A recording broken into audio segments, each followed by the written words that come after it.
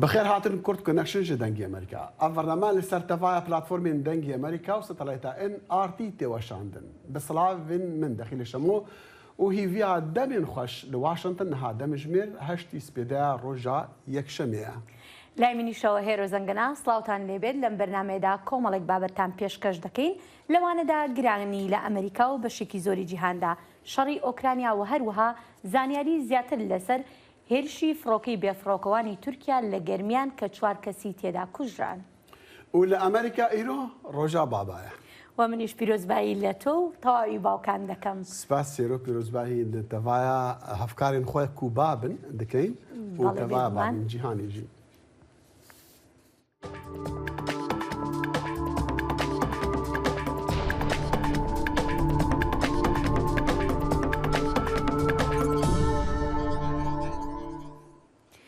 ئەمڕۆ لە ویلایەتە یەکگرتووەکانی ئەمریکا یادی جۆنیتێنتە ڕۆژی پشووی فەرمیە و یادی ئەو ڕۆژەیە کە بە فەرمی لە وڵاتە یەکگرتووەکانی ئەمریکا کۆتایی بە کۆیلایەتی ڕەشپێستەکان هاتووە. مێژونووسان دەڵێن لە نۆزەی مانگی 6 ساڵی 1865 لە گالفینستی تێکساس فەرماندەی هێزەکانی یەکگرتووی ئەمریکا گۆردن گرانگەر و لەشکرەکەی ئەمریکاییە کۆیلەکراوەکانیان ئاگادار کردەوە کە ئەوان لە کۆیلایەتی ئازاد کراون. ئەمەش پاش ئەوەی جارنامەی ڕزگاری لەلایەن سەرۆک ئیبراهیم لینکن 2 ساڵ پێش ئەوە لە یەکی مانگی یەکی ساڵی 1863 مۆرکرابوو. لە میانەی چالاکیەکی ڕۆژی شەمە لە ئاشتن ڤێڵا بارەگای پێشووی سوپای کۆنفیدرالی لە گاڤستن بەشداربووان ستایشی هەوڵەکانی نوێنەری پێشووی ویلایەتەکە لە کۆنگرێس ئاڵ ئێدواردیان کرد بۆ هەوڵەکانی لە ساڵی 1970 تا ئەو ڕۆژە بکرێتە ڕۆژی پشووی فەرمی لە ئەمریکا. لە مانگی 6 ساڵی 2021 ئەنجومەنی نوێنەرانی ئەمریکا بە کۆی دەنگ بڕیاری کردنی ئەو ڕۆژەیان بە پشووی فەرمی مۆر کردو لە حەڤدەی مانگی 6 ساڵی ڕابردوو سەرۆک بایدن مۆری کردو بوو بە یاسا. و دەماکو هەوڵ دایژ بسکلێتێ خوا پەیا ببە دۆشەمبێ لە پارکە گێب هەڵنپن لە نێزیک ماڵەخوا یا دەریایە لە ویلایەتە دەلەوێر سەرۆک جۆ بایدن کەت لێ هەرزوو ئەو ڕابوو و گوت ئەس باشم. پشتی نوبەدارێن تایبەت ڕاهێژاینووی هەتاڕا بە سەرخوا سەرۆکی گوت ئەس باشم وی گوت ژی تلێن پێ من زێدە گەرم بوونە.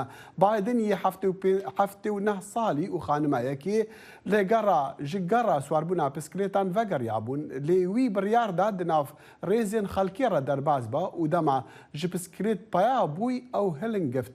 دپێڕا و بە ئالیکاریان و بەداران وی خۆدا سەرخوا و سەرهەف و چەند دەقیقەیان بە خەڵکێڕە ئاخفت لێ ڕەخێ ڕێ تەماشای وی دیکردن. دەداخویانیەک نویسکی دا کۆش کاسپی گوت سەرۆک باشە و ڕۆژە بێهنڤەدانێ بە ماڵباتە خۆڕا دەرباز کرد. کاربەدەستانی تەندروستی ئەمریکا ڤاکسینی کۆڤید-19یان بۆ منداڵانی ساوە و تەمەنی 5 ساڵ و کەمتر پەسەند کرد. دەرزیەکان لە هەفتەی داهاتوو لە بەردەست دەبن بە مەشهەڵمەتی کوتان لەو وڵاتەدا فراوانتر دەبێت کە هەتا ئێستا منداڵانی 6 ساڵ و سەروتر ڤاکسینی کۆڤیدیان وەرگرتووە. بەڵام لەمەودا منداڵانی تەمەن 6 مانگەوە دەتوانن ڤاکسین وەربگرێن. ڕاوێژکاری نێوەندەکانی ڕێگرتن و کۆنتڕۆڵکردنی نەخۆشیەکان ناسراو بە CDC پێشنیازی کوتانی منداڵانی دژ بە کۆڤید کرد و لە کۆتاییدا لەلایەن دکتۆر ڕۆشێل وێلێنسکی بەڕێوەبەری ئاژانسەکەەوە مۆرکرا. دکتۆر وێلێنسکی گوتی دەزانم هەموو دایک و باوکێک نیگەرانن جا ئێمە پێکەوە هەنگاوێکی گرنگمان هەڵنا لە شەڕەکەماندا دژ بە کۆڤید-19 ئەوەش بە مسۆگەرکردنی ڤاکسینی سەلامەت بۆ مناڵەکانمان. ژبەر شەڕێن لە جیهانی دەبن و بەتایبەتیژی شەڕێ لە ئۆکراین و هەروەسا پترژ 2 ساڵین کۆڤید-19 گرانی لە جیهانی پەیدا دەبە و بەتایبەتیژی بەهای نەفت و پانزین و ئەنەرژیە. ڕێکار حسێن vê پێداچۆنی دەکات. وەستانی چەند کاتژمێری لە گەرمایەکی بەرز بۆ وەرگرتنی بەنزینێکی گران. ئەمە دوایین کێشەیە کە هاوڵاتیانی هەرێمی کوردستان بەدەستیەوە گیرۆ دەبوون. بەڵام بارگرانی بەرزبوونەوەی نرخی بەنزین تەنها لەسەر هاوڵاتیانی هەرێمی کوردستان نییە. بە گوێرەی دوایین داتای ماڵپەڕی نرخی جیهانی نەوت، ئێران و سووریا و عێراق هێشتا لە نێوان 12 وڵاتدان کە نزمترین نرخی بەنزینیان هەیە. لە کاتێکدا هۆنگ کۆنگ و نەرویج و دانیمارک زۆرترین بەرزبوونەوەی نرخی بەنزینیان تۆمار کردووە. شەڕی رووسیا لە ئۆکرانیا و زۆربوونی خواستی جیهانی دوای کەمکردنەوەی ڕێوشوێنەکان دژی پەتای کۆڕۆنا بە هۆکاری سەرەکی بەرزبوونەوەی نرخەکان دادەنرێن. سەرۆکی ئەمریکا جۆ بایدن مانگی داهاتوو بڕیارە سەردانی سعودیا بکات. سەردانێک کە چاودێران دەڵێن لە ژێر گوشاری بەرزبوونەوەی نرخی بنزیندایە. سەردانەکە ڕخنەی زۆری بە دوای خۆی داهێناوە بەهۆی تێوەگلانی بەرپرسانی باڵای سعودیا لە کوشتنی ڕۆژنامەنووس جەمال خاشقچی.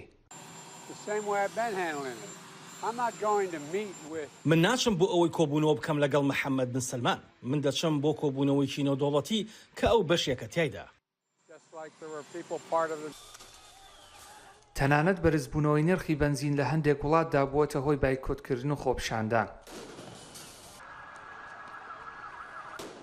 ئەمەی دەیبینن بریتە لە ڕوبەڕووبوونەوەی خۆپیشاندەرانی وڵاتی ئیکوادۆر لەگەڵ هێزەکانی پۆلیس دوای ئەوەی ناڕەزاییەکان دژ بە بەرزبوونەوەی نرخی خواردەمەنی و بنزین گرژیان تێکەوت.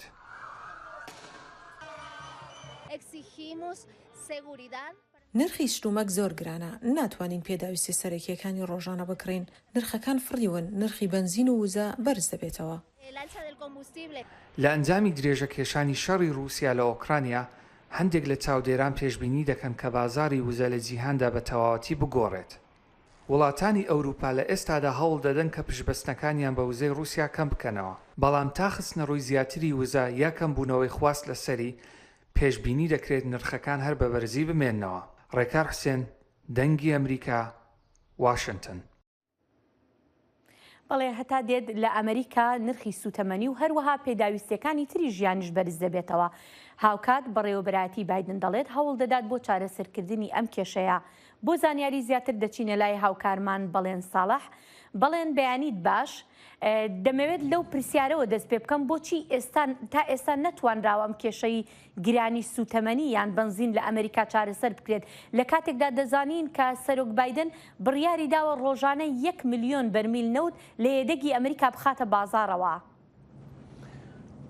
سپاس هێرەوە. ئەڵبەتە و بڕیارەی سەرۆک بایدن هەتا ئێستا کاریگەریەکی ئەوتۆی نەبووە بەسەر بازاری سوتەمەنی بۆ لە بازارەکانی ئەمریکادا، بەڵکو بە پێچەوانەوە لە دوای ئەوەی کە بڕیاریش لە ڕۆژی 1 ملیۆن بەرمیلیا بۆشکە نەوت لە نەوتی ئەمریکا بەرهەم بێنێ لەو ئەمارە نەوتی کە ئەمریکا هەیەی بەرهەمی بێنێ کەچی دەبینین نرخ هەتا دێ بەرزتر دەبێتەوە. ئەڵبەتە بەرزبوونەوەی نرخیش لە ستانێکەوە بۆ ستانێکی تر جیاوازە. بەڕێوەبەرایەتی ئەمریکا ئەم بەرزبوونەوەی نرخی بەستۆتەوە بە ئەو لێکەوتانەی پەتای کۆرۆنا کە هەتا ئێستا ماون و هەروەها بەستراویشەتەوە بە شەڕی سەپێنراوی رووسیا بەسەر وڵاتی ئۆکراینیادا. ئەڵبەتە ئەم قەیرانە بەرە و هەڵایسانێکی زیاتری ئابووریش دەڕوا ببوورە دارایی دەڕوا بە تایبەتی لە کاتێکا کە ئەوروپا بڕیاری داوە تا کۆتایی ئەم ساڵ بە ڕێژەی لە 90 پشت بەستن بە نەوتی رووسیا کەم بکرێتەوە. بەڵێ باشە بەڵێن کاربەرستانی تر لە بەڕێوەبەرایەتەکەی سەرۆک بایدن چ جۆرە ڕوانینێکیان هەیە و چی دەڵێن لەسەر ئەم گرانیە؟ پێشتر زۆرێک لە کاربەدەستانی ئەم بەڕێوەبەرایەتیانی دەیانگو دەڵایسانی داراییەکە شتێکی کورتخایەنە و تێدەپەڕێ. بۆ نمونە وەزیری بازرگانی ئەمریکا لە یەکێ لە لێدوانەکانیدا باسی لەوە دەکرد کە زۆر ئەستەمە پێشبینی بکرێ کە شەڕی رووسیا بەسەر ئۆکراینیادا ئەم لێکەوتەیەی بەرزبوونەوەی نرخی سوتەمەنی لێ بکەوێتەوە بەم شێوەیە کە ئێستا هەیە. بە هەمان شێوە ئاماژەشی بە دۆسەی کۆرۆنا کرد کە لێکەوتەکانی ئەو پەتایە هەتا ئێستا بەم شێوەیە کاریگەر بن. بەڵام بۆ نمونە وەزیری خەزێنەی ئەمریکا دادەنێت بەوەی کە ئەو مەزەندانەی پێشتر کردبوونی سەبارەت بە کاریگەریەکانوە بە ماوەی ئەم هەڵایسانە داراییە کە کورتخایەن دەبێ لە ئێستادا دام بەوە دادەنێ کە هەڵەی کردووە. ئەلبەتە ئەم هەڵایسانە داراییە وەکو وەزیری خەزێنەی ئەمریکاش دەڵێ کاریگەریەکی ئێجگار خراپی دەبێت بەسەر تەواوی ڕەهەندە ئابوووریەکانی کە لە ئەمریکادا هەن. ئابووری ناسانیش ئەوانەی کە نزیکن لە بەڕێوەبەرایەتیەوە جەخت دەکەنەوە لەوەی کە بنەماکانی ژێرخانی ئابووری ئەمریکا هێشتا هێز و تۆکمەیی خۆی ماوە بەڵام وەکو دەڵێن نازانن ئایا ئەو پارە نەختینەیە کە لە لای خەڵک هەیە چەندە دەتوانێت بەرگەی ئەم جۆرە درێژە کێشانی قەیرانە داراییە بەڵێ باشە بڵێن ئایا ڕێکخراوی ئۆپیک دەتوانێت یارمەتی دەربێت بۆ کەمکردنەوەی نرخی سوتەمەنی؟ لە سەرەتا ئەم مانگەدا بووە لە کۆتایی مانگی ڕابردوودا بۆ ڕێکخراوی ئۆپیک بە تایبەتی شانشینی عەرەبستانی سعودیە بڕیاریدا هەناردەکردنی نەوتی خۆی زیاد بکە بەڵام هەتا ئێستا هیچ کاریگەریەکی ئەمەش دەرنەکەوتووە ئەو ڕێژەیە کە عەرەبستانی سعودیە بڕیاریدا زیادی بکە لە بەرهەمێنانی نەوتان ڕۆژانە لە نزیکەی 650,000 بەرمیلیا بۆشکەنەوەدا بوو بەڵام شیکەرەوە زیاتر دەیبەستنەوە بەوەی کە بەشێکە لەو هەوڵانەی کە لە نێوان هەم ڕاز و هەم ئەمریکادا هەیە بۆ باشترکردنەوەی پەیوەندیەکانیان بەڵێن دێمە سەر بابەتێکی تری جیاواز دەبینم بۆم هەفتەیە چاوی واشنگتن خەریکی بابەتی عێراقیت و ڕۆژی پێنجشەمەش بە ئیمێل چەند پرسیارێکت لە وەزارەتی دەرەوەی ئەمریکا کردووە لەسەر ڕەوشی عێراق وەزارەتی دەرەوە چی دەڵێت؟ ئەلبەتە وەزارەتی دەرەوەی ئەمریکا هێرۆ بە گرنگجیەوە باز لە ڕەوشی عێراق دەکا من لە ئێستا دەتوانم تەنها ئەوەندە بڵێم دەڵێ درێژەدان بە بنبەستی گەیشتن بە پێکێنانی حکوومەت کاریگەری زۆر خراپی دەبێ بەسەر هەموو بوارەکانەوە لە عێراقدا لە ڕووی سیاسی لە ڕووی ئابووری لە ڕووی ژینگەی لە ڕووی پەروەردە لە ڕووی کللتوریشەوە و ئەمریکا جارێکی تر جەخت دەکاتەوە لەوەی کە پێویستە لە عێراقدا حکوومەتێک هەبێ ڕنگدانەوەی خواستی گەلی عێراقی تیادا بێ با ئەمەندە بەس بێ بۆ ئێستا هێرۆ لە چاوی واشنگتنی ئەم هەفتەیەدا تەواوی زانیاریەکان باز دەکەین. بەڵێ بێگومان دەتوانین لە چاوی واشنگتندا ببینین سپاس بەڵێن. ئیرۆ شەمێ ئارتێشا یوکراین گوت و هێزیان رووسی بە ئاوایەکی چالاک عێریشان دکن سەر خارکیڤ سلۆڤیانسک و سیڤۆرۆدانتسک. بەردەفکێ فەرمانداریە گشتیە هێزین چەکدارین ئوکراینا ئۆلێکساندەر شتوپن ڕاگەهاند و ئارتێشا رووسیە تۆپ ئاوێتن gelek cihan di êrîşa xwe de ber bi bajarê Xarkîv wî got jî ku hêzên Rûsî hawin top û mûşek avêtin çendîn cihan li Slovyansk li gorî wî jî hêzên Rûsî dixwestin ku li Îzûm û Slovyanskê berevpêş ve werin. Berdevkê fermandariya hêzên Ukraynî dazanîn ku di dema pêşveçûna hêzên Rûsî de ber bi bajarê Sîvrodonetsk wan beşek ji gundekî bi navê Midolkîna yê nêzik î bajarî girtina. Lê hêzên Ukraynî pêşketina wan nêzik Sîrotînê rawestandine. ڕۆژی شەمە لەشکری ئۆکرانیا بە شێوەیەکی دەگمەن ڕێگەی بە ئاژانسی ئەسۆشیێتد پرێسدا تا شاید حاڵی ئەوە بن کە هێزەکانی وڵاتەکەی هێرشی موشکی هاویتزەری جۆری M777 دەکەنە سەر بنکەکانی رووسیا لە ڕۆژهەڵاتی هەرێمی دۆنباس ئەو موشەکانی لەلایەن ئەمریکاوە دراوە بە ئۆکرانیا. ئەو چەکە قورسانەی کە لەلایەن ڕۆژئاواوە دابین کراون و ئۆکرانیا زۆر لە مێژە داوایان دەکات خەریکە دەگەنە هێڵەکانی پێشەوەی شەڕەکە. بەڵام بە گوێرەی کاربەدەستانی ئۆکرانیا هێشتا بەو بڕێن نییە کە پێویستە بۆ دەرکردنی هێزەکانی رووسیا لە وڵاتەکەیاندا. پارچەکانی تۆپخانە بەهێزەکانی یارمەتیدەرە بۆ سەربازانی ئۆکرانیا کە بە شێوەیەکی بەرچاو بتوانن وەڵامی ئەو هێرشانەی رووسیای پێ بدەنەوە کە بوون بە هۆی وێرانکردنی شار و گوندەکانیان. لە میانەی لێدوانێکیدا بۆ ئاژانسی دەنگوباسی ئەسۆشیێتد فەرماندەیەکی هێزەکانی ئۆکرانیا گوتی چەکە نوێیەکان ورەی سەربازەکانی بەرز کردوێتەوە. ئەو گوتی هاویتزەری M777 نوێترە و پێشکەوتوترە لە چاو ئەو چەکانی کە خۆیان پێشتر بەکاریان دەهێنا. دوشەمێ سەردانا هەرێما ئۆدێسادا سەرۆکی ئۆکراینی ڤڵادیمیر زەلەنسکی دا سەردانا نەخۆشخانەکی ژی کرد. زەلەنسکی بە نەخۆشان ڕا سوحبەت کردن ji بۆ خەباتکارن jî axiftina Kurd û got jî ku ew gelek ew qet nahêne ji bîrkirin. Zelenskî got jî em hemû serbilindin کومانۆژدارن وەکی وا لە وڵاتی me hene Ser Zelensky xelat dan endam û karmendên nexweşxanê jî berî ku hin wêneyan li dervey nexweşxanê bikişîne. ڤلادیمیر پوتین سەرۆکی رووسیا ڕۆژی شەمە سوپاسی پزیشکە سەربازەکانی رووسیای کرد کە لە ئۆکرانیا کار دەکەن لە میانەی وتارێکی ڤیدیۆییدا لە سان پیتسبرگەوە لە دەمی مەراسیمیکردنەوەی نەخۆشخانەکانی رووسیا لە ناوچەکانی کە دەستی بەسەردا گرتووە پوتین گوتی کاری تیمەکانی تەندروستی رووسیا ورەدانە و دان بەخۆداگرتنە و هاوسۆزی و قوربانیدانە ئەوە کارانە نیشان دەدات لە کاتێکدا پەتای ڤایرۆسی کۆرۆنا بەردەوامە و ئەوان ئەم بەهایانەیان هەیە کاتێک هاوکاری هاووڵاتیان لە دۆنتێست و لۆهانسک دەکەن.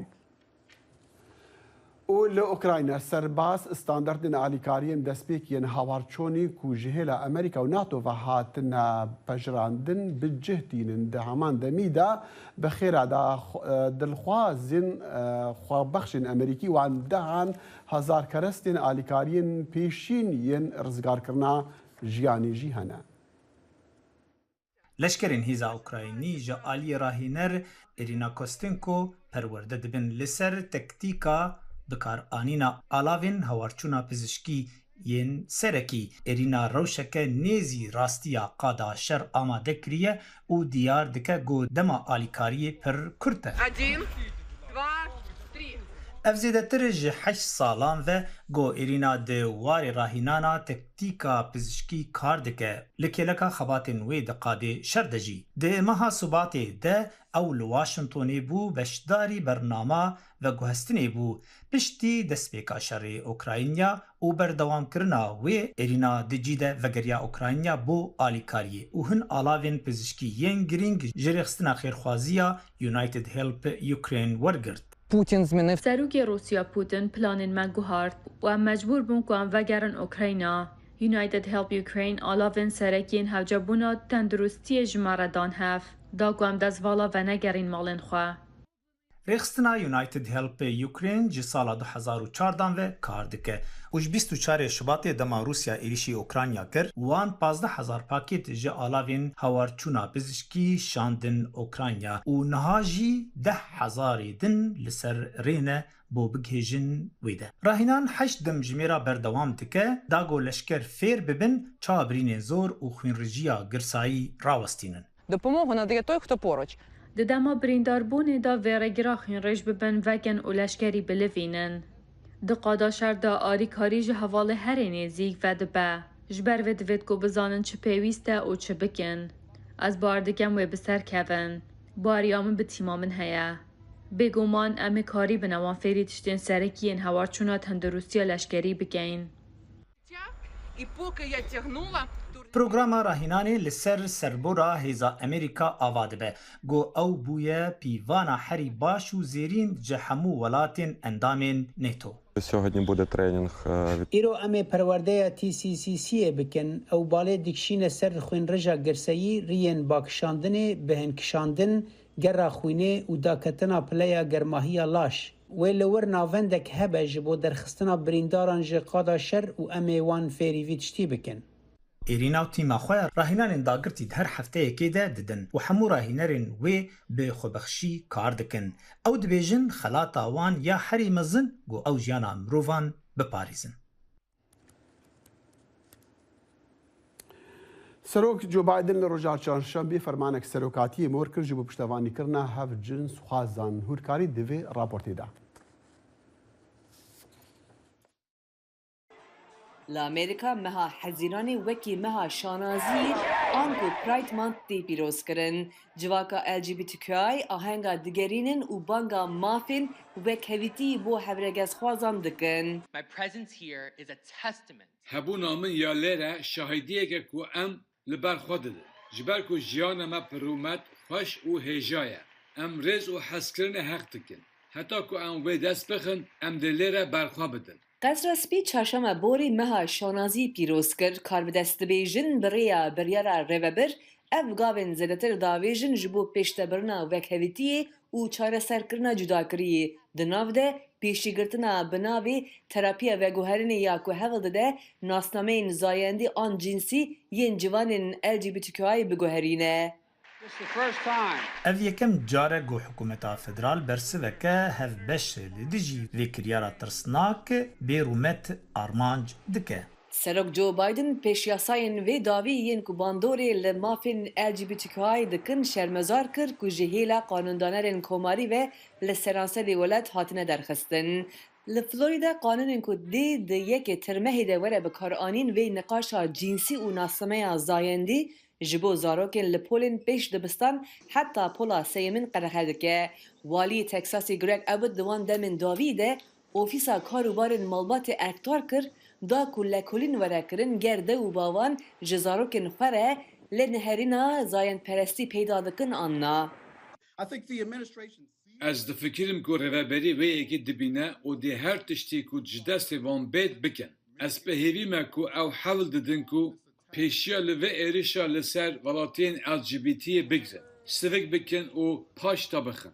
Civaka LGBT ji bi gefên mezin yên komên tundirev yên rastkir re rûbirû ne, roja şemî ya 11 Hezîranê 31 endamên komekî serdestiya spiya bi navê Eniya Netevperwer li Idaho hatin girtin bi îddiaya ku plansaziya serhildamê kirine ji bo têkbirina çalakiyekî meha şanaziyê. Di nav wan gefan de rêveberî xwest ku peyamek tevlîbûnê dest nişan bike, Karine Jean-Pierre yekem jina reş û kesek bi eşkereya hevregez e ku di meha Gulanê de wekî berdevqa qesra spî hat Em li seranserê cîhanê dixebitin ku kesên LGBTQI ji tundî û destirêjiyê, ji tawanbarkirinê, cudakirinê û armançkirinê biparêzin. û her wiha tevger û kesên LGBTQI yên herêmî bihêz bikin. Em vê yekê biriyên du alî û pir alî dikin. Berdevqa qesra spî lê negot gelo dê Biden wê peyamê ragihîne dema ku ev meha bê li Erebistana Saûdî bi Kral Selman re bicive. Karbidestên kraliyetê vê daviyê dest danîn ser pelîstok û cil û bergên rengîn yên keskesor ji dikanên li paytext Riyadê wekî bêşek ji tebeserkirina hevzayendî.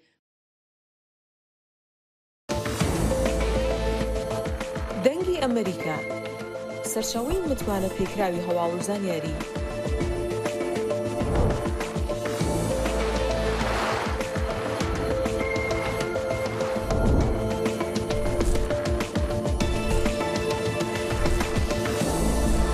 لە ماڵپەڕ و تۆڕە کۆمەڵایەتیەکانی دەنگی ئەمریکاوە ئاگاداری هەواڵ و گۆڕانکاریەکانی جیهان بە.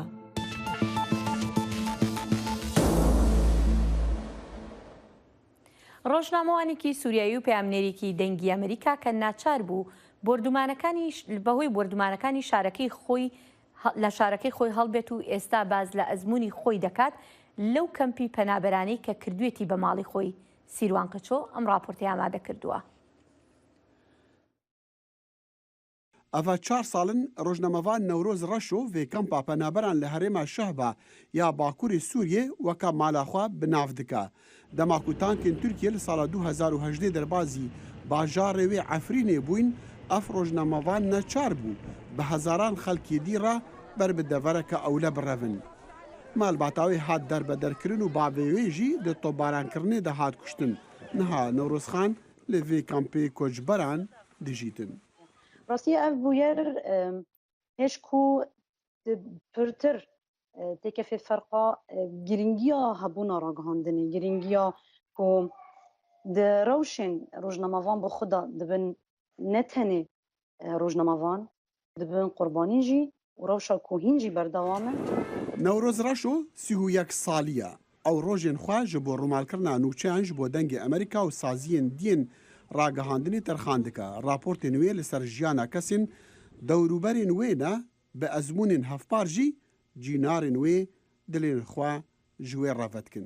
Yek ji hewjdariyên ku hêştiye ez pê bihesim gerek ez li herêma şehba bimînim û bifikirim ku pêdivî heye bi hîn ragihandina rewşên kesên ku derbûne ji ber ku te bi xwe jî yanî di wê rewşê de bû. Çi qasî Newroz raport bike ew pitir bandora karê xwe li ser jiyana kesên dî dibîne. Di 2019 de wê li ser jiyana zilamekî di teqînekê de birîndar bûye û fêrî lêxistina defê bûye raportek amade kir. Gava kesên dî çîroka wî zelamî bihîstî ji wan re bû mereq û hander heta ku li kampê ji xelkê dî re لە دەفێ بخە لێ راپۆرتکردن وەکە کەسێکی ژە جوهوارên xwe دەرکەتی نەبێ پرسگرێکە ڕۆژنامەڤانên مینە نەورۆز ڕەشۆ gelek caran rastî zehmetiya bi destxistina pêtiviyên karî dibin. Ajansa Penaberan ya Netewênêgirtî dibêje gihiştina agehî û şiyanên peywendiyê bi cîhana derve re ji bo rojnamevanên bê cihûwar li seranserî cîhanê giring e. I think that really there is nothing that speaks to the Ez difikirim ku bi rastî tiştek tuneye ku rastiya bingehîn a çîroka penaberiyê bihêztir ji dengê kesê ku wê çîrokê jiyaye û saxmaye ku wê bêje tuneye.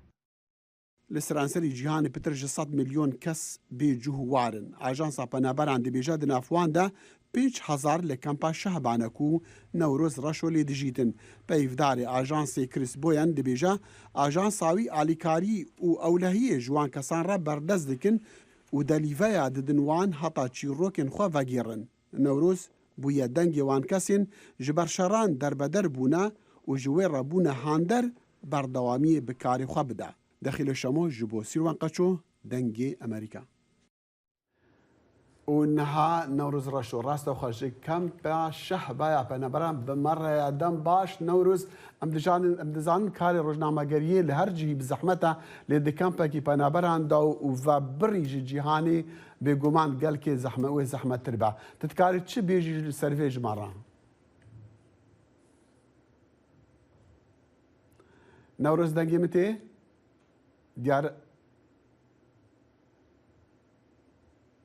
دیارە دەنگیمە باش نەگەهانە ڕۆزیە سیویدارم ئەم بەحسی بە نەورۆزی بکن و ئەم هەوڵ دەدەن جارێکە دی پەیوەندی بە نەورۆزخان ڕە بکن لێ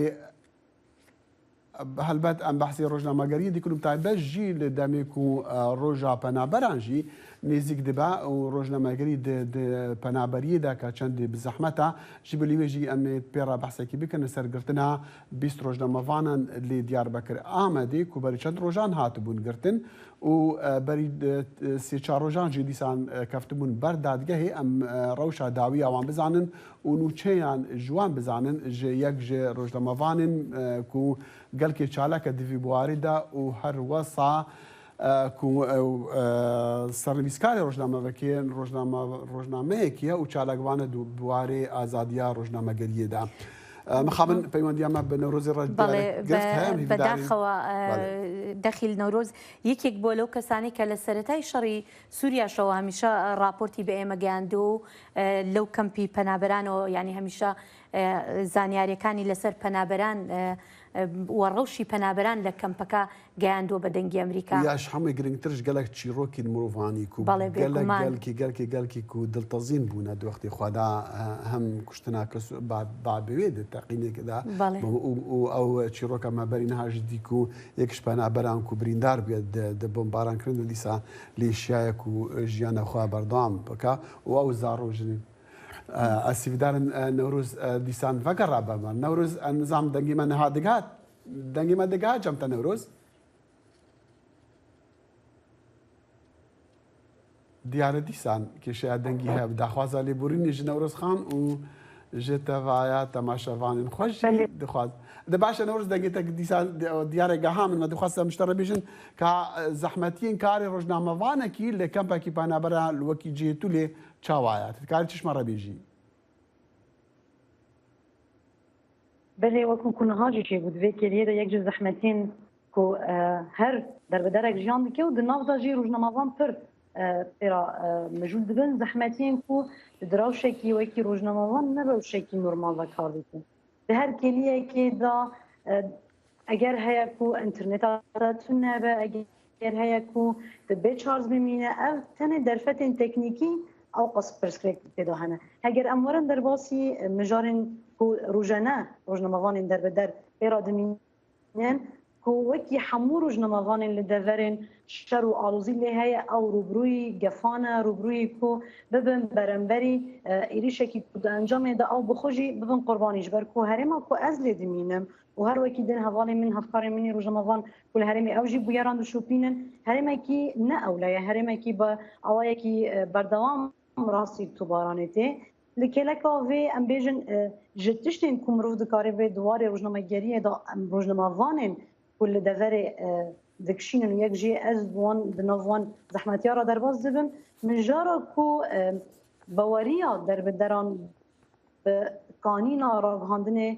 û ev ragihandin bibe delîve yan jî derfetek ku guhartinê yan jî gihandina dengê wan û daxwazên wan ji bo hemû cîhanê were ragihandin ev jî ji em bêjin zehmetiyên ku rojnamavanên li herêmên derbider û li herêmên di nav rewşên koçberiyê da dixebin têra derbas bin li kêleka vê rewşê wekî kumaniye ziman bêguman dema ku rojnamavan bi yek ji wan kesên derbider bin wê gavê çîrok nedibane çîrok dibe mijar dibe û çawa tu bikaribe bi her awayekî di nav her şert û mercekî da di hemû rêgir û kelemên heyî de tu bikaribe bibe بله نوروز ام دزانن çavkaniya agahiyan tu bikaribe ve delîva ku xelk مخابن دنگی تا جار جار تیبرین ام دخوازه لیبرین دیکن و دخوازه لیبرین تماشاوان آجه دیکن هلبت بگومان نبس روزنامه‌وان زحمتی دبینن جبر کو خلکی دور در روشکا نا تنادا دجین لوما زحمتی جهر عالی هيا قال كي سباس نوروز رشو جي كان بيشاما بمربو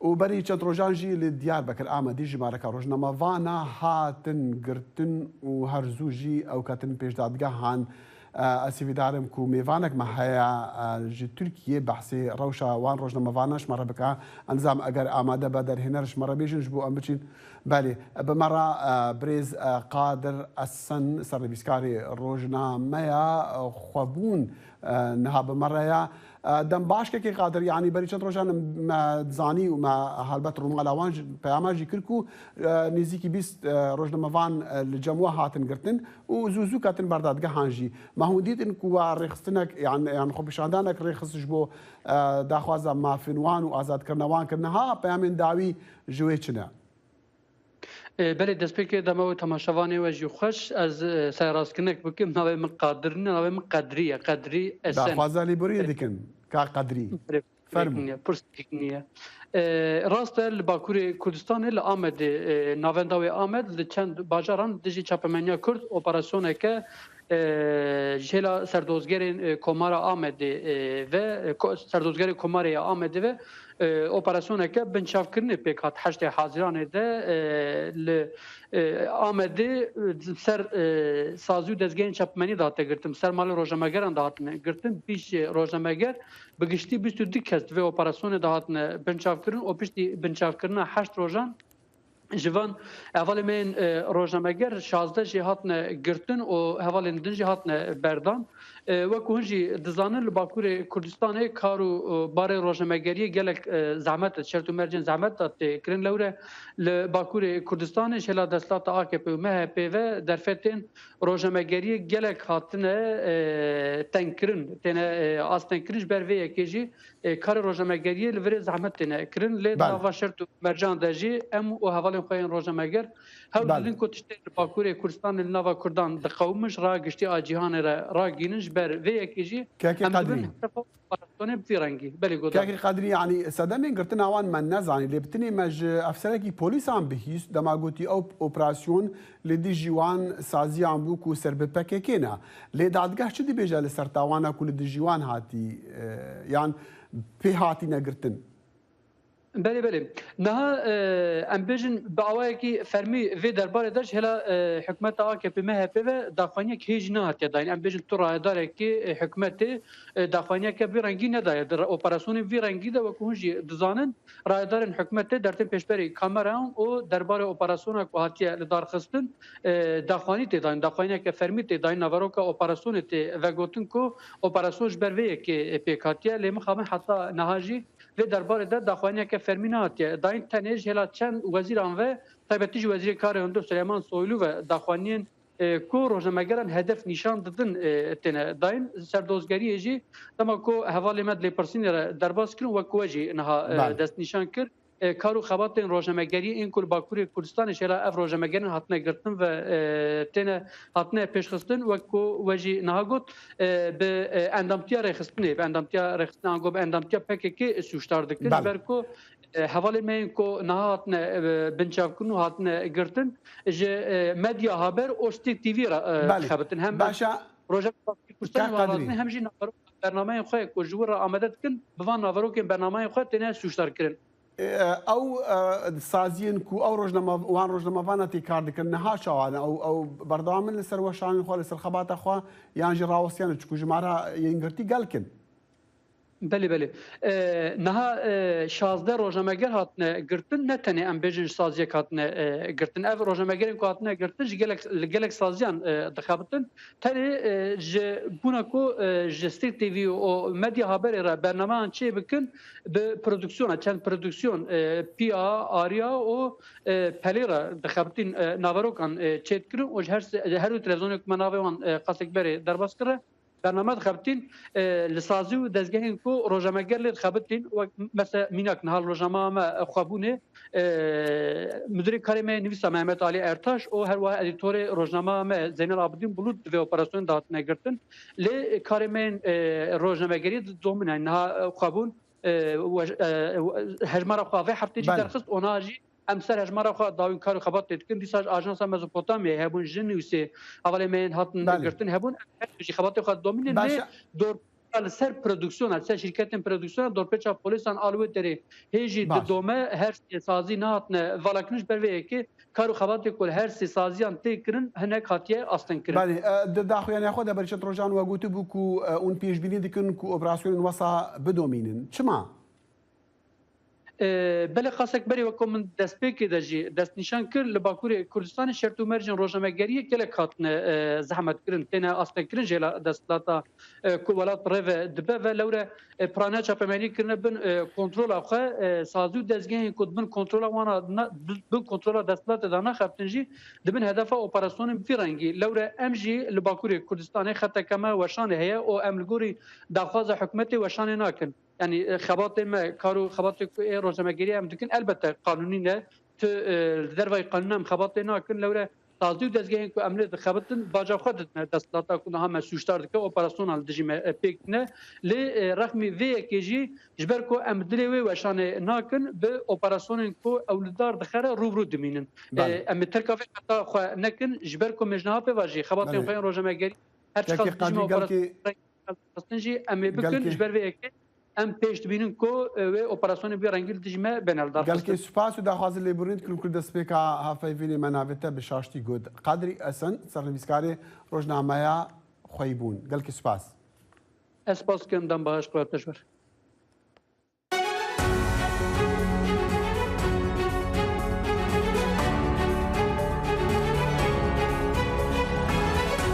واشنطن بەرنمەیەکی هەفتانەیە لە بەشی کوردی دەنگی ئەمریکاوە ئامادە و پێشکەش دەکرێت من بەڵێن ساڵح هەموو ڕۆژانێکی هەینی لەگەڵ پسپۆراندا تاوتوێی گەرموگورترین بابەتی ڕۆژ دەکەین لە پەیوەندی بە سیاسەتی دەرەوەی ئەمریکاوە لەگەڵمان بن.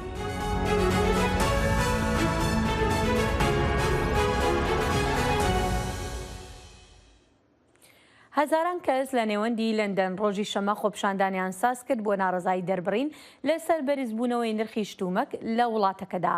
خەڵکێکی زۆر ڕژانە پایتەختی بەریتانیا بۆ بەشداریکردن لەو خۆپشاندانەی کە تیایدا داوا لە حکوومەت دەکرا کاری زیاتر بکات بۆ یارمەتیدانی ئەو خەڵکی ڕوبەڕووی گرانێکی زۆر بوونەتەوە کە خێرایی گرانێکە زیاترە لە ئاستی بەرزبوونەوەی موچەکانیان. ڕخنەیەکی زۆر لە سەرۆگۆزیرانی بەریتانیا بۆریس جۆنسن گیراوە بەهۆی ئەوەی دەست بەجێ کاری نەکردووە بۆ وەڵامدانەوەی ئەو گرانیە. هەڵاوسانی دارایی لە بەریتانیا و سەرانسەری ئەوروپا لە زیادبووندایە لە کاتێکدا شەڕی رووسیا لە ئۆکرانیا بۆتە هۆی کەمبوونەوەی سوتەمەنی و خۆراک. بەڵام نرخی شتومەک بەر لە شەڕەکەش هەر لە بەرزبوونەوەدا بوو بەهۆی ئەوەش بەرەو بەرزبوونەوە دەڕۆژ ئەوەش بەهۆی دەرەنجامی پەتای کۆرۆنا و داواکاری زۆر لەسەر شتومەک. حکوومەتەکەی جۆنسن ڕوبەڕووی فشارێکی زۆر دەبێتەوە تا کاری زیاتر بکات بۆ هاوکاریکردنی بەریتانیایەکان. و دەنگدەرێن فەرەنسی ڕوو دکن بنگەهێن دەنگدانێ دەگەڕا داویە هەڵبژاتنین سەرەکەین پەرلەمانی دا کو دێ بڕیاری بدەن کا دێ چ قاسی دەسەڵاتی بدن پارتیان هەفبەندیە سەرۆک ئەمانوێل مەکرۆن ji بۆ پێکینانە پرۆژەیە خۆیە نافخوا. دێ دەنگدانە یەکەم هەفتیا بوریدا هەفبەندیە چەپ بەڕێبەراتیە ژن لوک پێشکەتنێک بەهێز و نەچاوەڕێکری بدەست خست و نەڕەحەتی دناف هەفبەندیە مەکرۆندا دروست کرد. ترسا هەفبەندیە مەکرۆن ئەوە ئەنجامین ئیرۆ یەکشەمێ ببن سەدەم و مەکرۆن دیسان ببە سەرۆکەک دەماخوا بە دانوستاندنان bi سیاسەتداران ڕ دەرباس بکە و شیاناوی حکومداریەژی سنووردار بکە ji بۆ هەڵبژارتنا 577 ئەندامên ئەنجومەنێ نیشتیمانیە فەرەنسی ku şaxa herî bi hêza parlamentoya Ferensîya li seranserê Ferensa hilbijartin tên kirin. بەهۆی هێرشێکی فڕۆکەی بێفڕۆکەوانی تورکیا لە ناوچەی گەرمیانی هەرێمی کوردستان 4 کەس گیانیان لەدەستداوە کە سەرجەمیان خەڵکی ڕۆژاوان. یەکێک لە قوربانەکان فەرهاد شبلی ناسراو بە فەرهاد دێرک جێگیری هاوسەرۆکی ئەنجومەنی بەڕێوەبەرایەتی خۆسەر بوو بۆ تاوتوێکردنی ئەم بابەتە و زانیاری زیاتر و کاردانەوەکان لەسەر ڕووداوەکە زانا عومەر پەیامنێرمان لە ڕۆژئاوا و هەروەها دڵشاد ئەنوەر پەیامنێرمان لە گەرمیان لەگەڵماندا دەبن. سەرەتا سپاسانەکەین دڵشاد زانا کە لەگەڵماندان ماندوو نەبن. دەمەوێت لە گەرمیانەوە دەست پێ بکەم دەچمە لای دڵشاد. دڵشاد دەتوانی پێمان بڵێ کاردانەوە کۆمەڵایەتی و سیاسیەکان لەسەر ڕووداوەکە چۆن بوون؟ بەڵێ دیارە ڕۆژی هەینیوە کاگەدارن کە فڕۆکەیەکی بێفڕۆکەوان ئۆتۆمبیلێکی جۆری جێبلاری دۆی لە 2 کیلۆمەتر باکووری شاری کەلاری ناوەندی ئیدارەی گەرمیان کرد. ئەمان دواتر ئاشکرا بوو کە یەکێک لە قوربانیەکان فەرهاد دێرک جێگیری هاوسەرۆکی بەڕێوەبەرایەتی خۆسەرە. هەر دوا بە دوای ڕووداوەکە ڕۆژی دواتر بەڕێوەبەرایەتی خۆسەر ڕایگەیان کە لە نێو قوربانیەکانە فەرهاد دێرکی تێدایە. دوا بە دوای ئەما وەزارەتی بەرگری دەرەوەی عێراق کاردانەوەی نوانچی لەسەرەوەی گەرمیان وەچی لەسەر ئەوەی شنگال بەیاننامەی دەرکرد و ئیدانی سنوور بەزاندنی خاکی عێراقی کرد و دواتریش بەڕێوەبەرایەتی خۆسەر وێ ڕایدەربڕینی نیگەرانی داوای لە حکوومەتی عێراق و هەرێمی کوردستانیش کرد کە هەوڵستیان هەبێ بەرامبەر بە ئامانجکردنی فەرهاد دێرک و هاوڕێکانی لەلایەن فڕۆکە بێفڕۆکەوانەکانی تورکیاوە و دیارە دواتریش قوبا تەڵەبانی جێگیری سەرۆکی حکوومەتیش بە هەمان شێوە داوای کرد لە وڵاتانی دراوسێکە ڕێز لە خاکی عێراق بگرن و داوای لە عێراقیش کرد کە سنوورێک دابنێ بۆ سنوور بەزانەکانی فڕۆکە بێفڕۆکەوانەکان و لەسەر ئاستی جەماوەریش هەر ڕۆژی دوای ڕووداوەکە چی لایەنگرانی تەبگەری ئازادی و چی خەڵکی گەرمیان بەشێک لە خەڵکی گەرمیان خۆپیشاندانیان ئەنجامدا چوونە بەردەم پزیشکی دادی گەرمیان کە تاو کاتە تەرمی قوربانیەکان هەرچا قوربانیەکە لە پزیشکی دادی گەرمیان بوو و دواتر تەرمەکان گواستانەوە بۆ پزیشکی دادی سلێمانی و لێوەشەوە ئەمڕۆ جارێکی تر خەڵک لێ کۆبوویەوە و بەڕێوەبەستنێک تەرمی قوربانیەکان بۆ کوردستانی سووریا گەڕێندان. دڵشاد با بزانین لە قامشلۆ چیوەدا زانە دەم باش لە قامشلۆ چ تێگوتن لەسەر وێ عێریشێ و لەسەر کوشتناوان کەسان و خەڵکی ڕۆژئافانە. دەم باش خوا رێڤەبەریە خۆسەر جی و هێزی سووریا دیموکراتیک جی داخویانی دان و دێدە گوتن ئەو عێریش هات شەرمەزارکردن و دۆز لە هەرێما کوردستانê و عێراقی هاتkirin و فشارê Tirkiye bikin û cîhanê jî bank li civaka navnetewî jî hatiye kirin got fişarê Tirkiye bikin da ku van êrîşan rawestînin û ev êrîş weke êrîşekê li ser rêveberiya xweser û tunekirina Kurdan binav kir ji xwe îro termê Ferhad Dêrîk ji Herêma Kurdistanê derketî tê ber bi دەریە سینۆریە فیشخابوورێ گۆ دەرباسی دەریە سێمالکە عالیە هەرێمن ڕێڤەبەریە خۆسەر گەرەک ژنەها و هەنێک دەمێدن ئەو دەرباسی vê derê bû hinek hazirî û amadekarî hene dako dibe rê û resmin fermî ew bikin. Aliyekî din daxuyaniyeke ji hêzên Sûriya Demokratîk jî hebû got ew ê bersivak rewa wek got wê got wê bide wê êrîşê belê. بەڵێ دڵشاد ئەگەڕێمەوە لای تۆ باشە هیچ زانیاریەک لەسەر ئەوە دراوە کە لەو کاتەیە ئەمان چیان کردووە لەوێ لە گەرمیان؟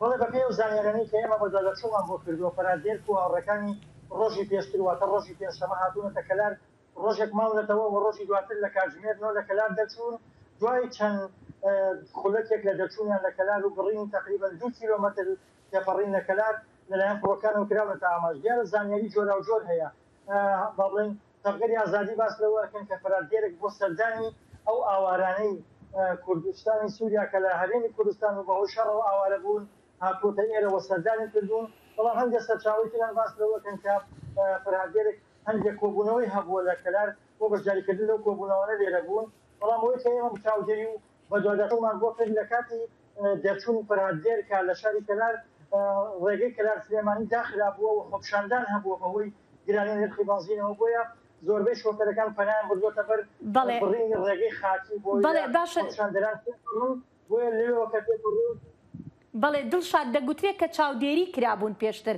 لەسەر ئەمە چی هەیە؟ بەڵێ من سەر تەبارەت بە چاودێریکردنی فەرهادگەر و ئۆتۆمبیلی کە پێێتی بەپێ ئەو زانیارانەی کە لای منەوە ئۆتۆمبیلی کە فەرهادگەرێکی تێدا بووە کە جێدێکی جۆری لاریدۆ بووە تازە بەکارهێنراوە واتەمان یەکلەم و بەر ئەو ئۆتۆمبیلە کڕدراوە بەکارهێنراوە بۆ بەپێی زانیاریەکانی چی لە دەستگاوەکان چی لە تەبگەری ئازادی وە چی لە گونشینەکانیش کە ئێمە بە دوواداچوومان کردو ڕۆژی پێشتر لە با بڵێن کاتژمێر 4 ئێوارەوە تا درنگانێکی شەو فڕۆکەی بێفڕۆکەوانی شکنەر یاخود درۆن بە ناوچەکەدا سوڕاوەتەوە و چاودێری ناوچەکەی کردووە بەڵام زانیاری نەبوو لەسەر هۆکاری سوڕانەوەی فڕۆکەکان بەو ناوچەیەدا تا ڕۆژی دواتر ئەو ئۆتۆمبیلە بە ئامانج کراوە دواتر دەرکەوتووە کە ئەوەی کە پێشتر چاودێری کراوە بە ئامانج کراوە فڕۆکان لێ بوون ئامانجەکەی چاودێریکردنی فەرهادگەرێک یاخود فەرهاد شغلی بووە. بەڵێ زانە مە دخواستم بزانین پەیامە گەهایەمە و لێ زیندانە ڕقە ئالۆزی دەرکەتنە نزانم ئەحتا چەندی ئەو ڕاستە و چی دەبە؟ بەڵێ ژخوا لە گۆری ئاگاهیەک هەبوو سعات سسیێ بەربانگی ئیرۆدە سترایک هەنێک ئاسیکردن هەندێ گردیگەها ڕقای دەبوو بۆ ئەو کردیگە گرتیان داعشی تێدانە سێشێ دەردەستپێکی بەحسا وێ بویێرێکردن چاودێریە سووریا مافێ مرۆڤ گوت هەنێک هاتنە ڕەڤاندن دەرکەتن کاریبوون بڕەڤن ئەو گرتیانە هێزن سووریا دیموکراتیک داخوایانیکدا گۆن تکەس نەرەڤایی ژێدەرێکی ji bo dengê Amerîka tekez kir got hewleke revê hebû ew hewl têk çû û rê li ber hat girtin û tê kes nereviyayî paş rê hêzin Sûriya Demokratîk û hêzin ewlekariya hundirîn li derdora taxên êkirtîgehê bi taybetî li taxa Rmêla û taxa Alqîtar hinek operasyonên lêgerînê dest pê kirin lê hesedê tekez dike got tikes nereviyayê lê çavderiya Sûriya mafê mirovan dibêje got hin dikarî bûn birevin جێدەرێکی دەنگی ئەمریکارە تەکەس کرد ئەو ژێدەر ji hêzin Sûriya Demokratîk got tikes nereviyayî belê. بەێ زانە عمەر پامێری دەنگی ئەمریکا لە قامش وەسا دڵشاد ئەنوەرجی ڕاستەخۆ بە مەڕانە ji بۆ ڕووماڵا van پەیامێن و دگەهنمە لە هەژێ هەرێمێ. بەڵێ دوا پرسیارم ئەچمە لای دڵشاد دوا پرسیارم ئەمێ بزانم ئەم ڕووداوی کە لە گەرمیان ڕوویدا تا چەندێک نیگەرانی لە ناو هاوڵاتیاندا دروست کردووە مەبەستم نیگەرانی کە ترسیان هەبێت. بەڵێ بێگومان وەکو نیگەرانی و مەجۆرێکە نیگەرانی دروست کردووە وە جۆرێک کە توانێت بڵێن خەڵکی بە تەواوەتی نیگەران کردووە لەبەرەوەی سنووری نێوان گەرمیان و با بڵێن تورکیا سنوورێکی زۆر دوور و درێژە و ئەمە بۆ یەکەم جارێکە فڕۆکەی تورکیا یان فڕۆکەی بێفڕۆکەوانی تورکیا دەست یەکێتە ناوچەی گەرمیان بەو شێوەیە بۆیە توانم بڵێم بەڵێ نیگەرانی دروست کردووە و توانم بڵێم بە شێوەیەک لە شێوەکان بە تایبەتی ئەو کەسانی کە ئۆپۆزیسیۆنی با بڵێن تورکیاشن لە ناوچەکە بە شێوەیەک لە شێوەکان ئەمە زەنگێکی مەترسیدار بوویان واتوانم بڵێم لەم و دو ڕەنگە بە هەندی شوەری بوونەوەی کە خۆیان ئاماژەیان پێ بەڵێ پامنێرمان دڵشاد ئەنوەر لە گەرمیان و زانا عومەر لە قامشلۆ زۆر سوپاسانەکەین.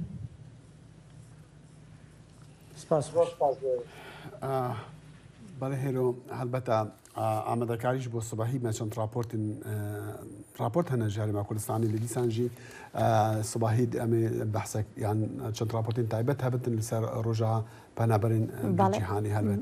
بەڵێ بێگومان لێرەشدا دێنە کۆتایی بەرنامەکەی ئەمڕۆمان تا کاتێکی تر بەجێتان دەهێڵین لەگەڵ سلاوی من هێرۆ زەنگەنە و هاوکارم دەخیلی شەمۆ دەتوانن بینەری ئەم بەرنمەیەمان بن لەسەر ماڵپەڕەکانی بەشی کوردی دەنگی ئەمریکا دەنگی ئەمریکا.com لەگەڵ دەنگی ئەمریکا.com.